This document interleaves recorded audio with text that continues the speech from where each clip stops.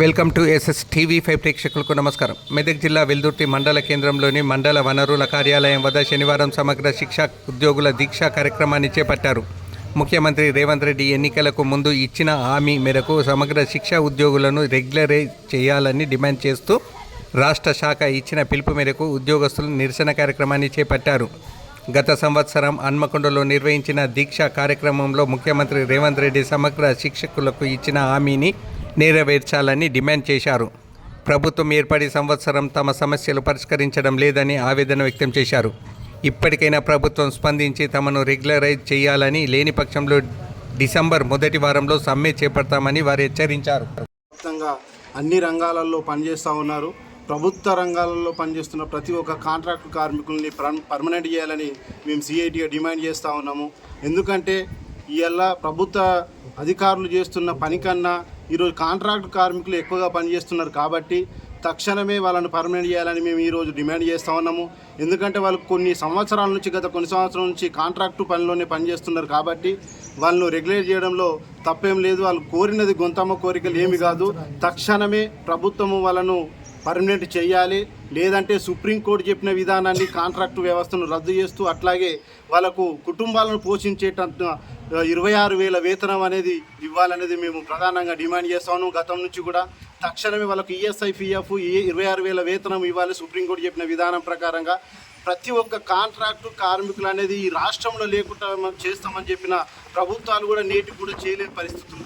అందుకోసమే తక్షణమే మేము సిఐటిగా డిమాండ్ చేస్తున్నాము. వాళ్ళు రెగ్యులరైజ్ చేయాలి.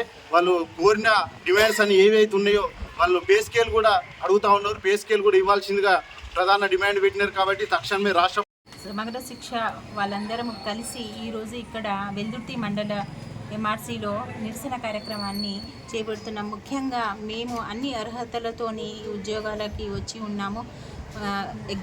Merit exam and merit list and తర్వాత రోస్టర్ పాయింట్ ద్వారా రూల్ ఆఫ్ రిజర్వేషన్ ద్వారా మేము అన్ని అర్హతలతోని ఈ జాబ్లో సెలెక్ట్ అయినప్పటికీ మాకు సమాన పనికి సమాన వేతనం అనేది ఇవ్వడం లేదు.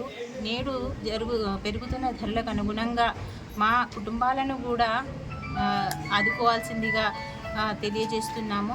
గతంలో గౌరవ ముఖ్యమంత్రి గారు ఇచ్చిన హామీ ప్రకారం మాకు వెంటనే పే స్కేల్ ఇస్తూ తర్వాత రెగ్యులరైజ్ చేయాలని కోరుకుంటున్నాం. సెలెక్ట్ అయి ఉన్నాం కాబట్టి అందరికీ కూడా మాకు సమాన పనికి సమాన వేతనం తక్షణమే పే స్కేల్ అమలు చేసి వివిధ శాఖల వారీగా మమ్మలను రెగ్యులరైజ్ చేయాలని సీఎం రేవంత్ రెడ్డి గారికి మా సమగ్ర శిక్ష ఉద్యోగుల తరపున మనవి చేస్తున్నాం.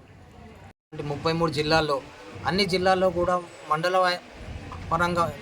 మండల విద్యాకారుల ఆఫీసుల వద్ద ఒక్కరోజు నిరసన కార్యక్రమంలో భాగంగా ఈరోజు రాష్ట్ర కమిటీ పిలుపు మేరకు మండల వనరుల కేంద్రం వద్ద ఒక్కరోజు నిరసన కార్యక్రమం తెలియజేస్తున్నాం. ఇందులో భాగంగా 2023 సెప్టెంబర్ 13న అప్పటి పిసిసి అధ్యక్షుడు సీఎం రేవంత్ రెడ్డి గారు మాకు హన్మకొండకు వచ్చి మీ సమస్యను నేను కాంగ్రెస్ గవర్నమెంట్ వచ్చిన తర్వాత 100 రోజుల్లో మీ సమస్యను సచివాలయానికి పిలుచుకొని మీ జిల్లా నాయకులతో కూర్చొని టీ తాగినంత లోపల మాట్లాడి మీ సమస్యను పరిష్కారం చేస్తానని హామీ ఇచ్చారు. ఆ హామీని సీఎం రేవంత్ రెడ్డి గారు ఇప్పటికీ ఒక సంవత్సరం దగ్గరకు వచ్చినప్పటికీ కూడా మేము అన్ని శాఖల మంత్రులను ఇప్పటి వరకు కలవడం జరిగింది. రేవంత్ రెడ్డి గారిని, తర్వాత సీతాక్క గారిని, కోమటిరెడ్డి వెంకటరెడ్డి గారిని, దామోదర్ రాజనరసింహ గారిని, శ్రీధర్ బాబు గారిని, ముత్తంరెడ్డి కుమార్ రెడ్డి గారిని వీళ్ళందరినీ కూడా కలవడం జరిగింది.